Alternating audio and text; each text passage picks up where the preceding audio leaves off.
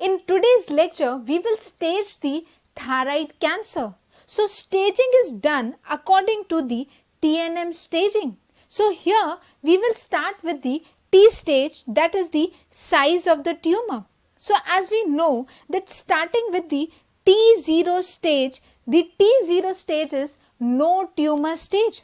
Then comes the T1 stage. Now, here T1 stage is when the size of the tumor is less than or equal to 2 centimeter, which is limited or within the thyroid gland. So, the tumor is of 2 centimeter and within the thyroid gland. But this T1 stage is again subdivided into T1a and T1b stage. So, let's see the T1a stage. In T1a stage, the size of the tumor is less than 1 centimeter and it is within the thyroid gland. Now, the statement of mine that it is within the thyroid gland means that it has not invaded the other parts or other structures in the neck region.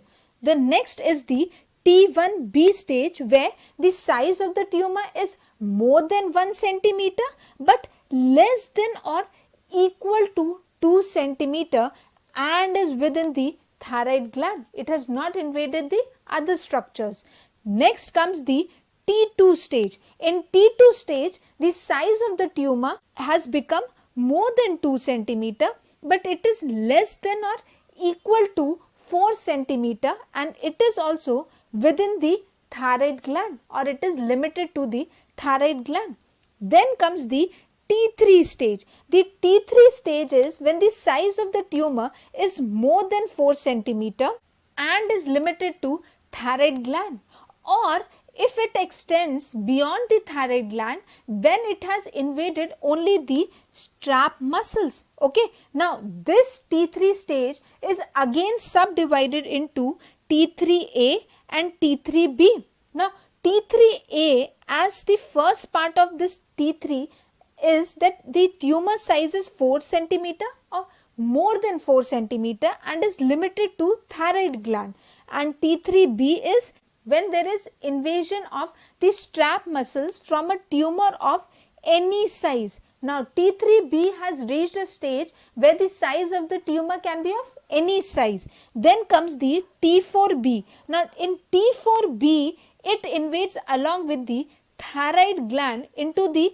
major structures, and T4 is again subdivided into T4a and T4b. So, in T4a, as we have mentioned that major neck structures are being invaded. So, the major structures invaded are larynx, trachea, esophagus, recurrent laryngeal nerve. These soft tissues are invaded by the tumor of any size. Always do remember this. The major structures are invaded by tumor of any size. Then comes the T4b. In this, the tumor has invaded the prevertebral fascia, the carotid artery, the mediastinal vessels from the tumor of any size. Okay, do remember these. Now, moving forward, the next is the N stage or the nodal involvement. So, in N0 stage, there is no lymph node involvement, as we all know, but this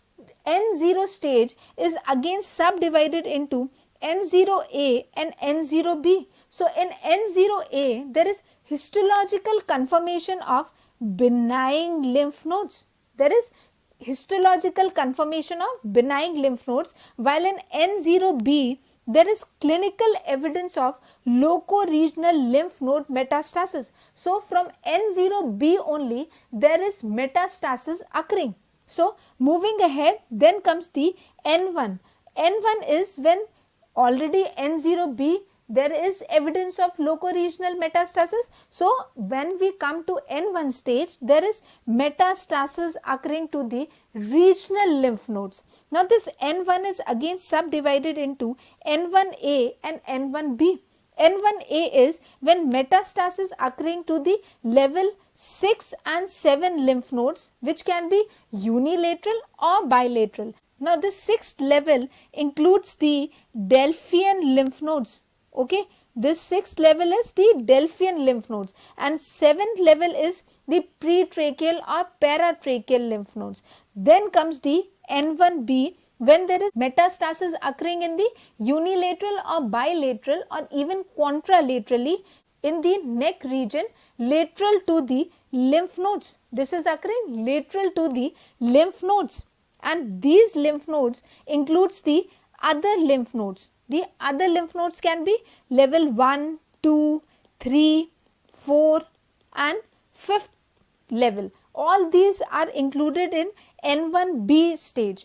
Then comes the last is M stage, that is the metastasis stage. So as we know that M0 is no distant metastasis and M1 is the positive distant metastasis occurring. Now this TNM staging had a major update in 8th AJCC classification. So in differentiated thyroid cancer, which includes the papillary thyroid cancer, the follicular thyroid cancer and the Hürthle cell cancer, there are few changes occurring. So starting with the first change, the cutoff age for staging has been increased from 45 to 55 years for diagnosis. And what is the importance of changing this age? It is changed as according to the initial classification, the cutoff age was 45 years. So the patient below the 45 years of age had good prognosis, while the patients who were above 45 years had bad prognosis. But now as the cutoff age has been increased to 55 years, so according to this, the patients who are less than 55 years have good prognosis, while the patients who are more than 55 years of age have bad prognosis. Now moving to the next update, when there is minor extrathyroidal extension, that is, as I have mentioned in the T stage, that the tumor has invaded the strap muscles. Earlier it was staged under T3 stage. Now it has shifted to T3b stage. That means that T3 is subdivided into T3a and T3b. Okay, so accordingly T3a is a new category, which I have already discussed, that the tumor is more than 4 centimeter, but it is confined to thyroid gland, while the T3b, as I have mentioned, has started invading the strap muscles. So these are the two new subdivisions of T3 stage. Then comes another update which is not of much importance, but we should know the patients which are less than 55 years, N1 disease is staged under stage 1 category. Okay, it is staged under stage 1 category, while patients which are more than 55 years are staged under stage 2 category. And the last change is the level 7 lymph nodes were previously classified under N1b stage as lateral neck lymph nodes, has now been reclassified under the update that it will be classified under N1a stage, which is the central neck lymph nodes, to be more anatomically consistent. It will be more anatomically consistent. So these 6 major updates are for differentiated thyroid cancer. Another major update specifically for the anaplastic thyroid cancer staging is that previously all the anaplastic thyroid cancers were classified under T4 disease, but now it will be classified under same as differentiated thyroid cancers. It will be according to same, like we have classified right now as the differentiated thyroid cancers. Now after understanding the classification and their major updates, we will now move forward and discuss some syndromes that are associated with the thyroid cancer. So let's study them one by one. First one is the FAB, or the familial adenomatous polyposis coli, and this is associated with the papillary thyroid cancer, and it is due to the APC gene mutation on chromosome 5. Now here I want to point this, that all these syndromes can be asked in the exam and has been asked previously in the exam. So kindly remember all these syndromes and do revise these syndromes also for the exam. Now moving forward with the Gardner syndrome, which is a variant of familial adenomatous polyposis coli, and it is mainly associated with the follicular thyroid cancer. Then comes the Werner syndrome, which is associated with the papillary thyroid cancer, follicular thyroid cancer and Hurthal cell cancer, and it occurs due to WRN1 gene. It is also been asked in the exam, and it is the Edel-Progeroid syndrome.